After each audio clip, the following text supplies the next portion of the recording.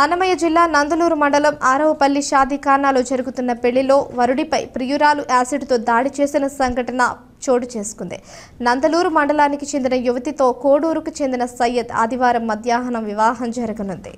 అయితే వరుడు సయ్యద్తో గత 10 సంవత్సరాల నుంచి తిరుపతికి చెందిన జయ అనే మహిళతో అక్రమ సంబంధం నడుపుతున్నాడు.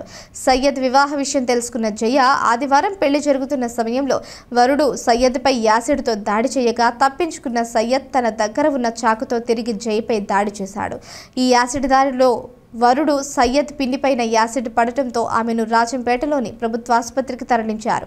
దీంతో పెళ్లి అర్థాంతరంగా ఆగిపోయింది. ఈ విషయంపై స్థానిక పోలీసులు కేసు నమోదు చేసి దర్యాప్తు చేస్తున్నారు.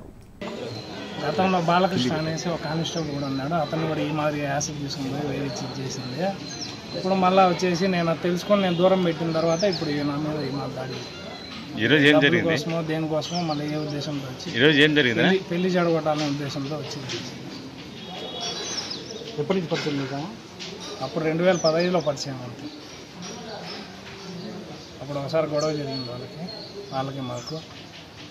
మళ్ళీ అది అయిపోయినాక వాళ్ళకి మాకు మాటలు లేకుండా ఉంది.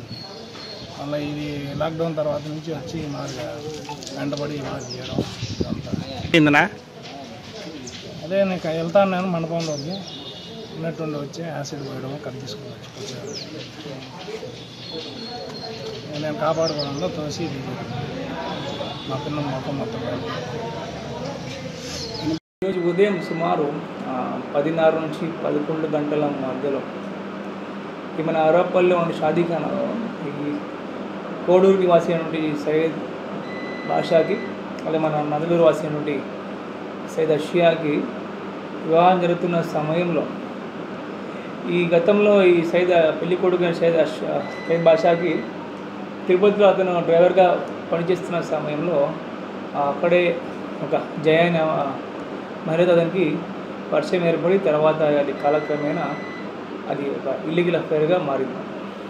తర్వాత అతను ఒక 3 years బ్యాక్ అతను కువైట్కి వెళ్ళిపోయినాడు జీవనాభివృద్ధి. అతను తర్వాత వచ్చిన తర్వాత ఆమెకు తెలియకుండా అతను వాళ్ళ అమ్మమ్మ అయినట్టు కోడూరు అమ్మమ్మ గ్రామం కోడూరులో అతను ఉంటూ ఇక్కడ ఈ పెళ్ళిని ఏర్పాటు చేసుకొని ఈ దినం పెళ్ళి నిశ్చయించుకొని నిక్కా జరుగుతున్న టైంలో ఈ జయ ముందుగానే ఆమెను తెలుసుకొని ఆమె నందరికి వచ్చి షాదీఖానా దగ్గర అతన్ని అడ్డుకొని అతనితో గొడవపడి ఆమె బ్యాగ్లో ఉన్నటువంటి బాత్రూమ్ యాసిడ్ని అతని మీదకి విసిరేసిందన్నమాట. అంతలో అతను తప్పుకున్నట్టనే అతని యొక్క పిన్ని ఉంది కరిష్మా అని, ఆమె ముఖం మీద పడింది.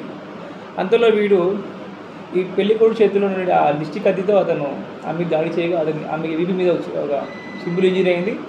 అలాగే లెఫ్ట్ హ్యాండ్ మీద కూడా ఒక చిన్న గాయం అయింది. ఈ 2 విషయాల మీద మేము కేసు కట్టి విచారిస్తున్నాం.